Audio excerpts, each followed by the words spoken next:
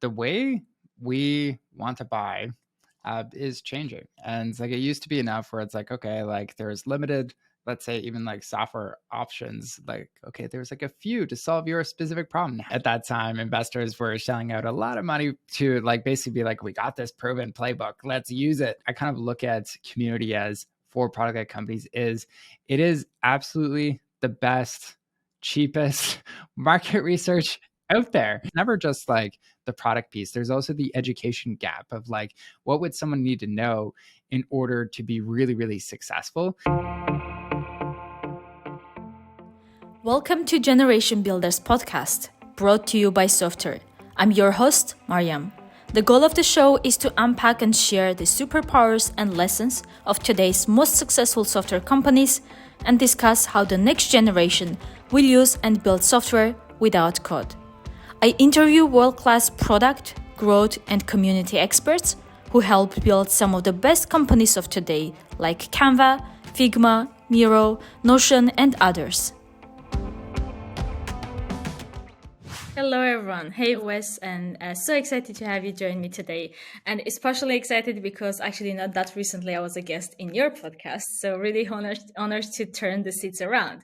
So keep tight. This time I'm going to ask the hard questions.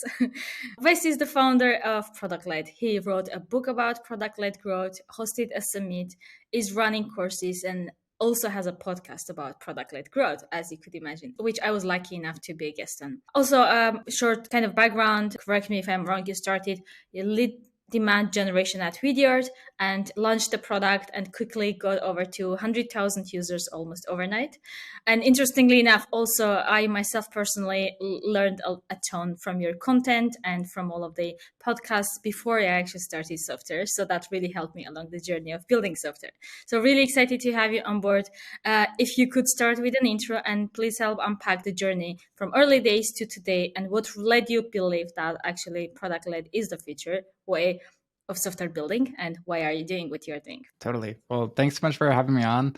I mean, is it guess in between that story, maybe from like Vidyard to now as well, like why I'm actually doing this, why I'm so passionate about product-led growth. A big part of it is actually the way we want to buy is changing. And it's like it used to be enough where it's like, okay, like there's limited, let's say even like software options, like, okay, there's like a few to solve your specific problem. Now it's actually a lot easier to create software and there's so many options. And so the leverage has changed in the way we buy. And so consumers used to be able to be like, okay, there's a few options. I guess I'll jump through your hoops and go through your sales process to figure out if this can help me. Now it's actually really changed where it's like, okay, there's tons of options and the businesses really have to kind of cater to the user end, whether that's, you know, a free option or something like that, where people can actually try before they buy and see what it's all like before making that purchase. That's really kind of what's brought me to this kind of realization of like product-led growth is really the future way of how people are going to really purchase. And I can totally get behind it because that's the way I buy Exactly. so right. I haven't my seen first. anyone in I think in our and even in the future generation, in the next generation, buying without really trying the product first, right? I think that's kind of changing completely. Totally. And I think it's like at its core, the fundamentals haven't changed. It's like people still just want to have like trust a solution that will actually solve their problem. And in the past, it was like we would just simply talk about it. And now it's like, no, I actually want to see it. And I think it's just getting like, okay, anyone can whip up a value proposition, but not everyone can deliver on it. And so I definitely see that as kind of the future of where companies really do have to deliver on that. Not just like, okay, yeah, we can deliver on it, but how quick can you help me get successful? And can you share also a bit about your background at where you started originally? I think your background came from more traditional marketing, and then you really got it. You learned that with your experiments, with your journey as well. That this is actually Totally. really changing. Yeah, so you're absolutely got it. It started in demand generation. I was doing what many would consider very like the traditional B2B software playbook for growing a business. At that time, investors were shelling out a lot of money to like basically be like, we got this proven playbook, let's use it.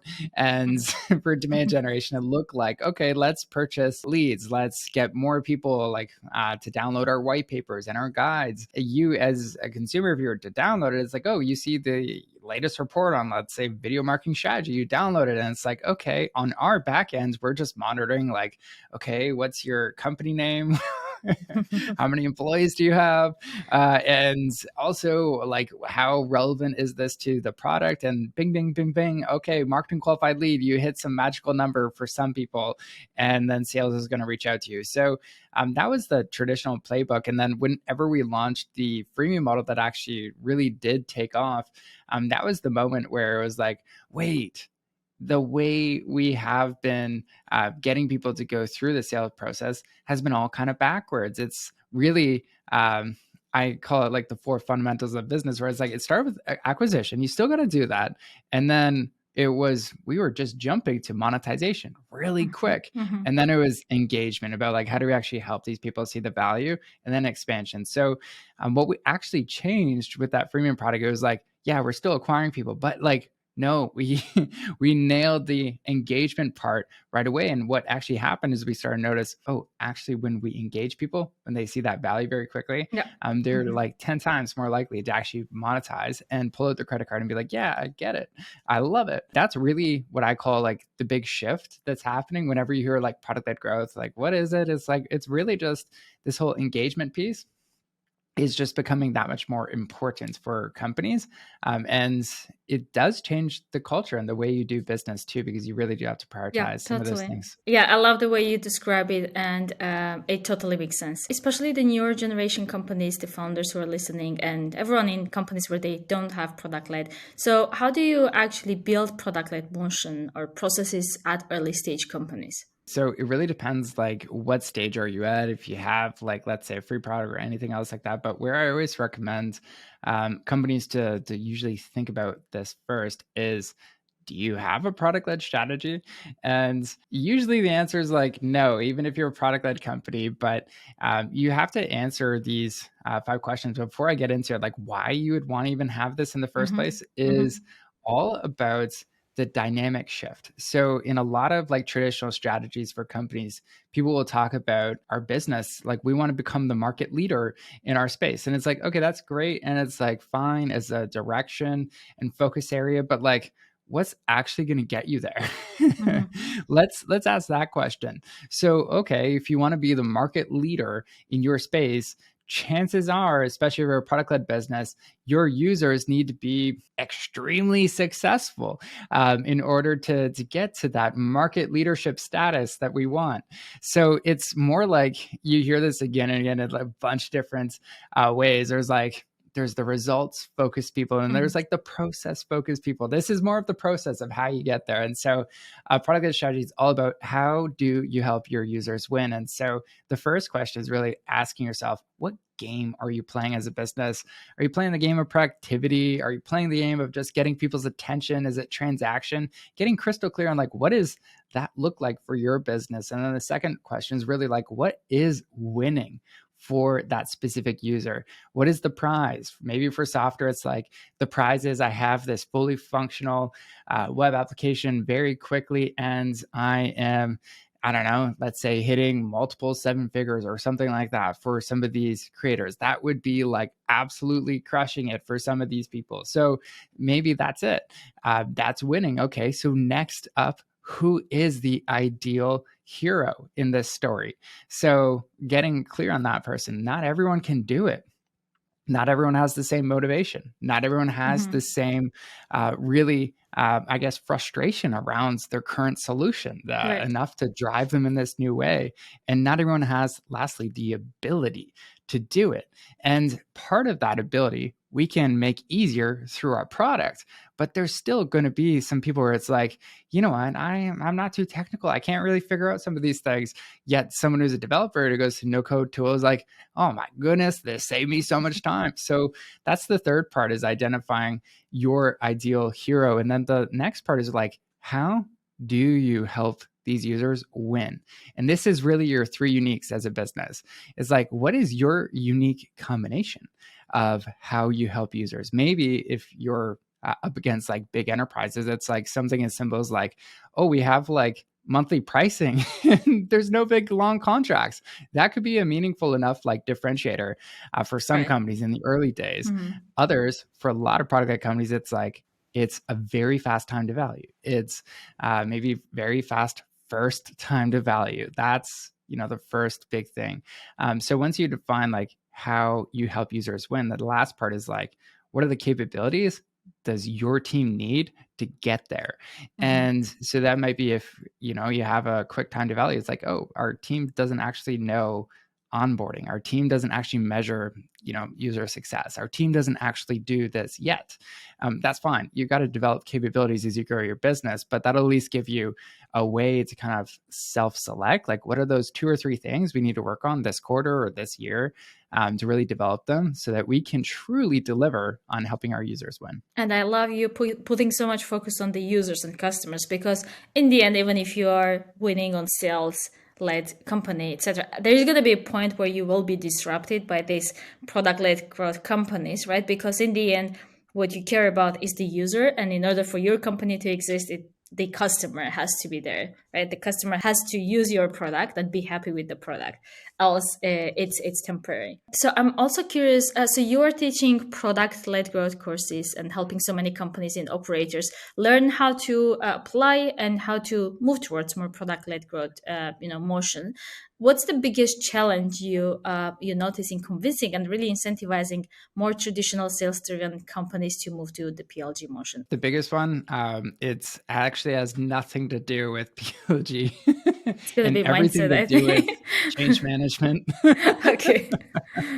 I wish I was like, oh, it's all about product growth. Like, we have done our best to like simplify like what it is, how to actually Mm-hmm, apply it to mm-hmm, your business. But the biggest challenge is really just one, kind of getting everyone on the same page around what is this. mm-hmm, mm-hmm. Really finding like who are maybe some of those resistors as far as like this new way of doing business. How do you actually align them and get them really moving in the same direction? And so that's really why we focus a ton now on like, let's do the product led strategy together as a team and get everyone bought in from day one so they can contribute to this vision of what does it mean to actually have a product led strategy and work together on this.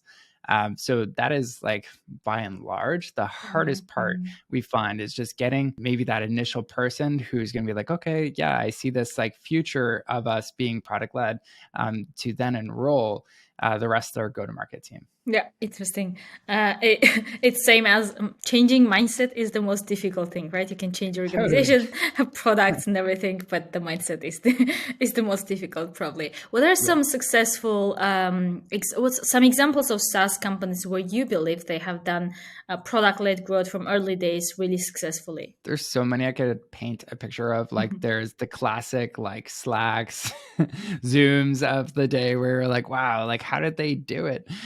Do And you there's think so they many did like, they were with this going on with this motion from early days, or did they adjust as they went on? yeah, so a lot of those ones they did start. The Mhm, ones I at least just referenced did start actually product led from mhm, like the day one, and then it was like later on where they started to add like, more of a sales touch for bigger enterprises. So there is a ton of examples. I've actually seen other ones too where it's like they start product led and then they have more success in the enterprise. They get acquired by a PE firm, and mhm. then it's like downhill product led from there. It's just going up market back to that same old proven sales playbook.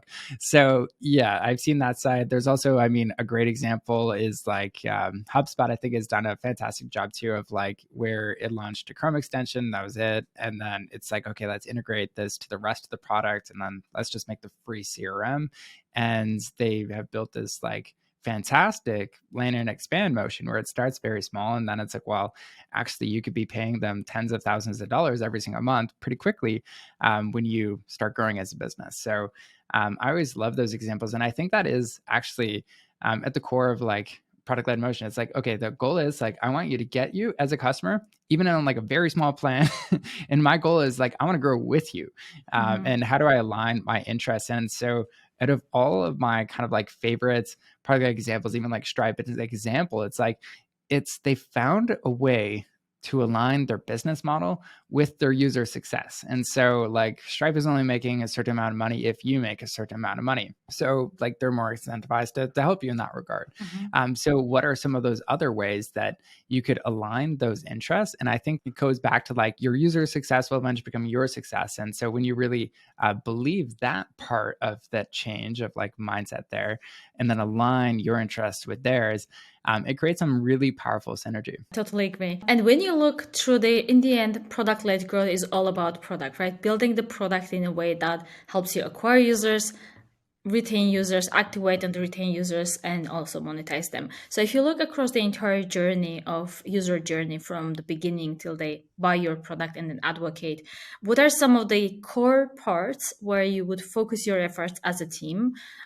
to really nail that part down so that you make sure that your users stay actually activate, start using and get the value of the product and then retain long term? This is a boring response for the first part, but it always comes down to like, do you actually understand who your ideal user is?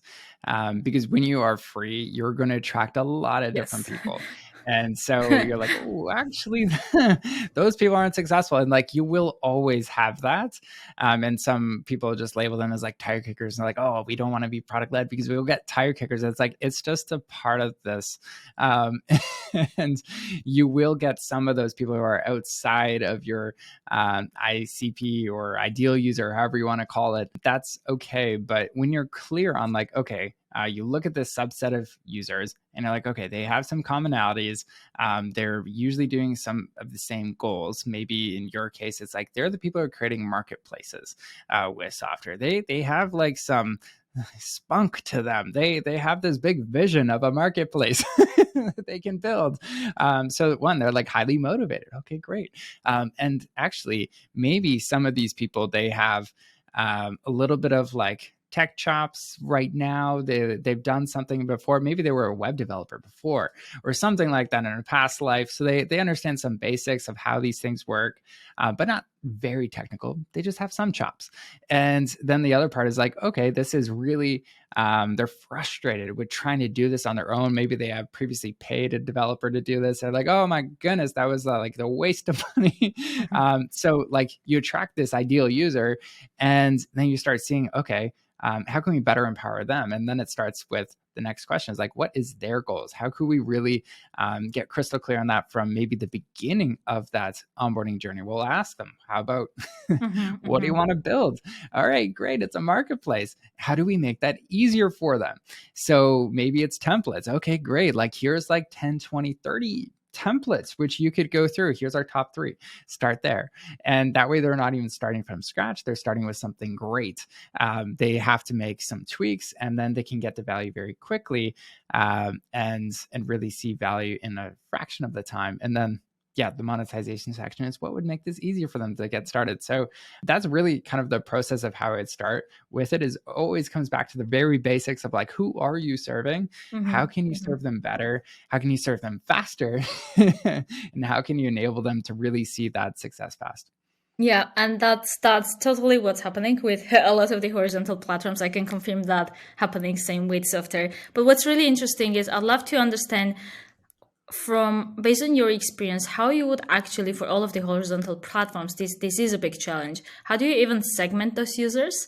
Of course there is the onboarding questions you can ask, but that's going to give you just very little information. So how would you successfully really segment them, especially with a type of product where it's really almost you can do anything.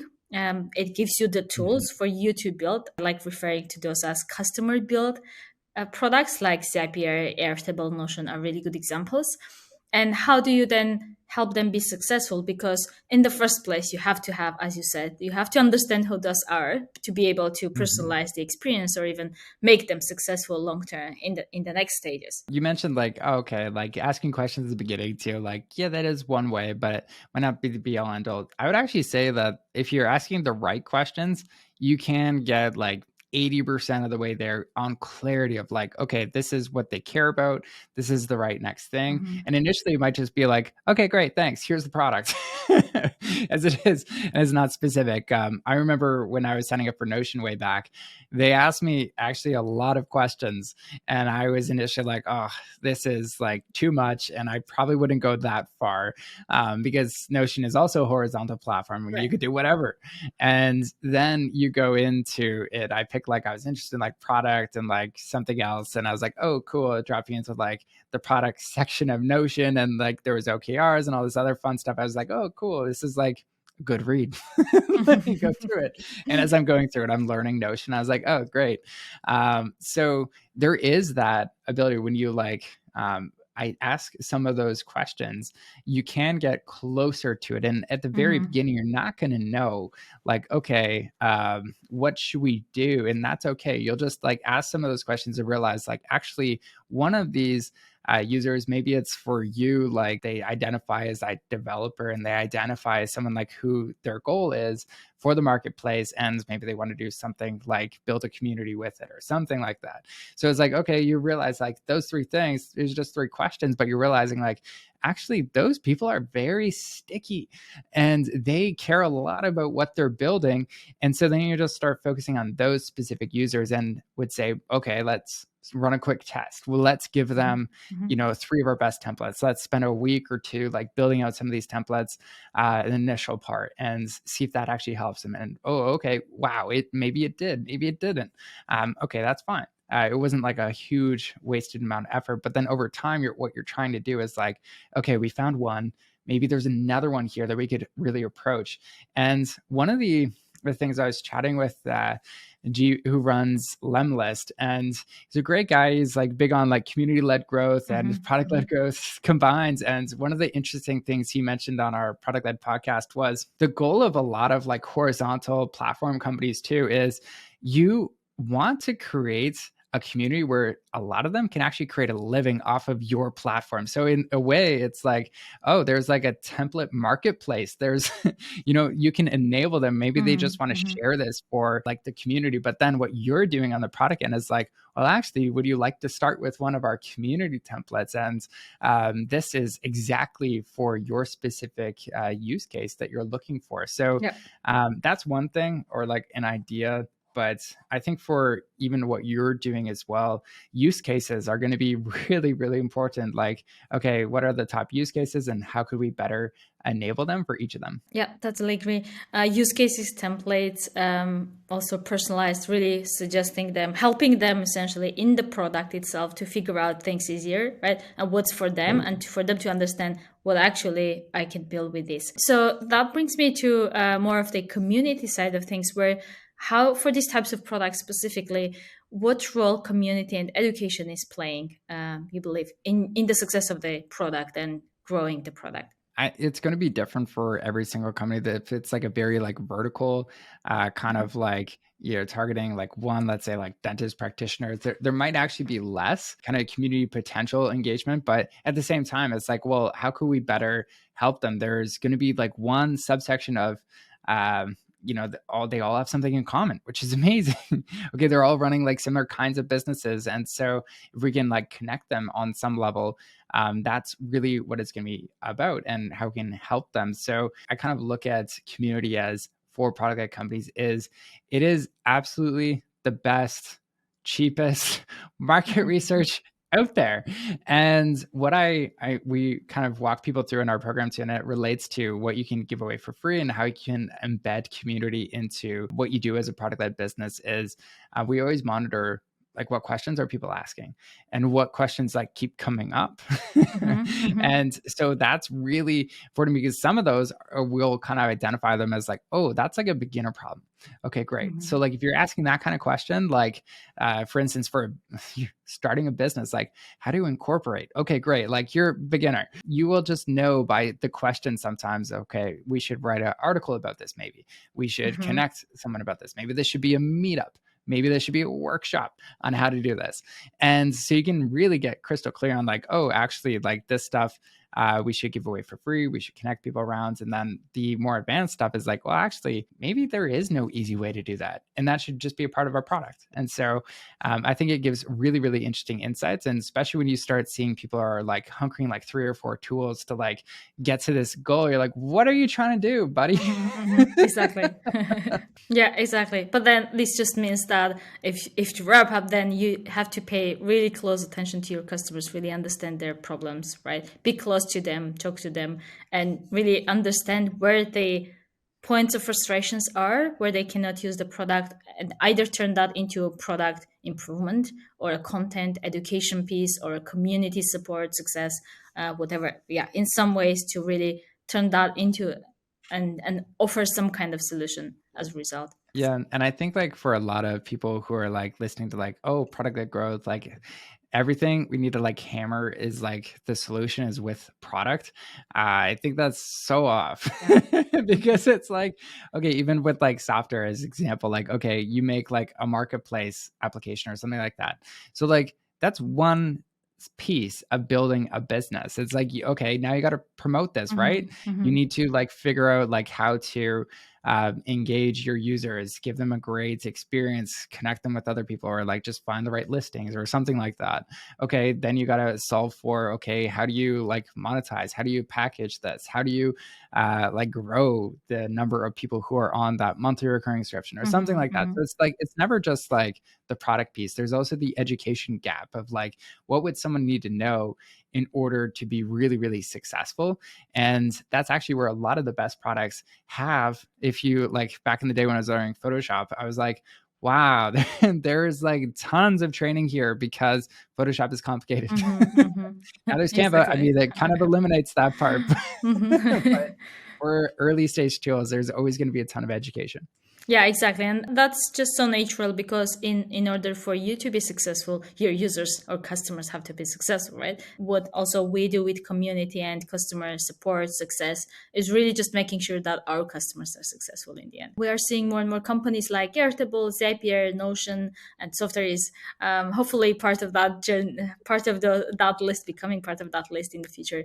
But what is, do you think, fundamentally the difference between just a very traditional product-led growth companies and more customer build type companies, which are also typically community driven as well? I think the great thing about this is it's just the barrier to entry is getting that much lower. And so that's always like what I get the most excited about. It's like, oh, okay, it's getting easier for people to create businesses. Like I know even for like our current tech stack, I'm like, man, like, okay, we have to employ several people to like muster together some of these things for like a cohort based program. And So not it's even like, talking about price and the I know. expenses, right? Totally. And so it's like every time you can lower that barrier for someone, it's just going to be that much easier. There's just going to be that much more amazing, like kind of creators that are able to do some really cool things. And they don't just have to be like super lucky or in a niche that is very profitable or something like that, too. So they can really solve some other problems that don't just revolve around how do you make more money?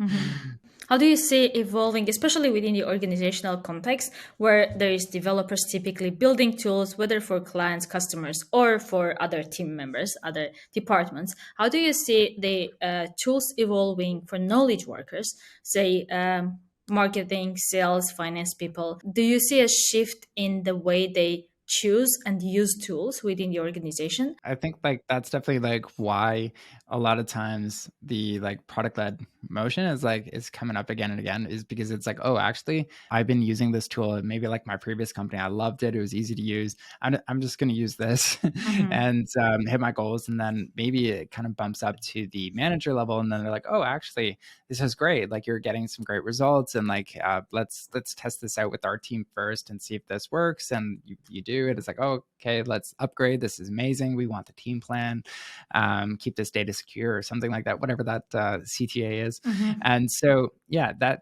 totally is a change in like the buying behavior. It's no longer like, who's the CIO in your department and let's get him on a call. Yeah, exactly. The bottoms up approach and the products entering into the hands of customers and the users first, and then really companies buying it. How do you think will the new generation kids learn software? We are right now at the point where no code is still very early, and a lot of the people first don't know about it. In general, don't know they can use these types of tools, Mhm. and also it does require some mindset shift within the organization, especially for people who have been using more traditional SaaS kind of tools, vertical solutions.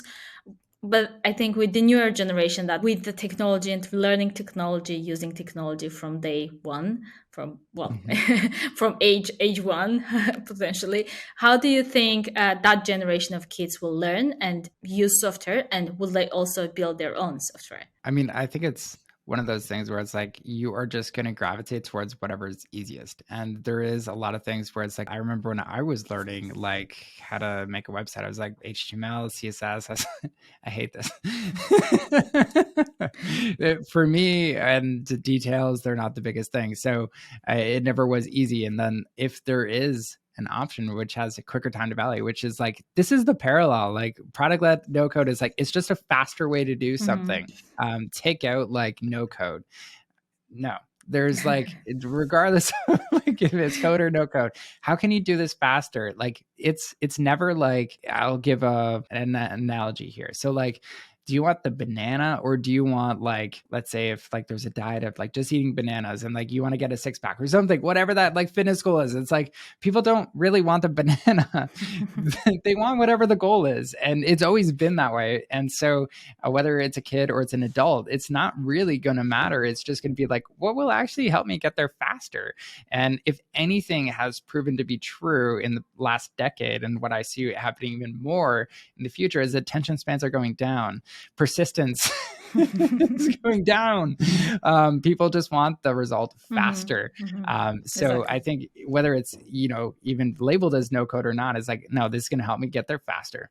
Yeah, I love you not putting the focus on no code, because no code in the end, to me as well, it's just the next phase of standard software building, right? It's just next Totally. level of abstraction in software building process, and it really totally just abstracts away and removes the barrier for more people to enter and build software. So we spoke about the last decade.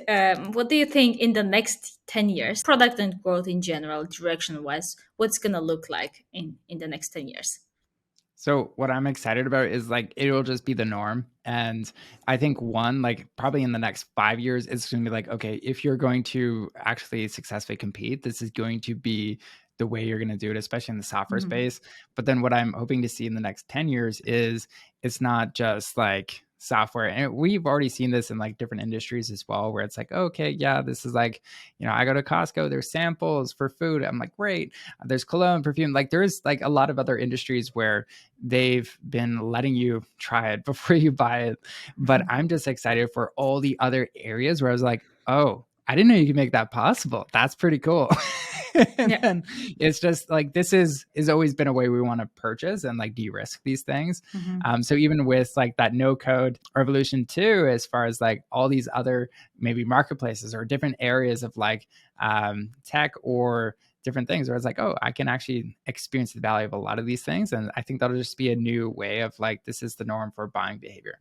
Awesome. I love that. Thank you so much for the insightful conversation and for sharing your wisdom. I learned a lot. And where can people find you on the internet and join the movement, the product led movement that you also are driving? So if anyone's interested in product-led growth, you can go over to productled.com and we have a free book for you on product-led growth, as well as a free community. If you're interested in that, it's all there. And yeah, courses as well if you want to dig deeper.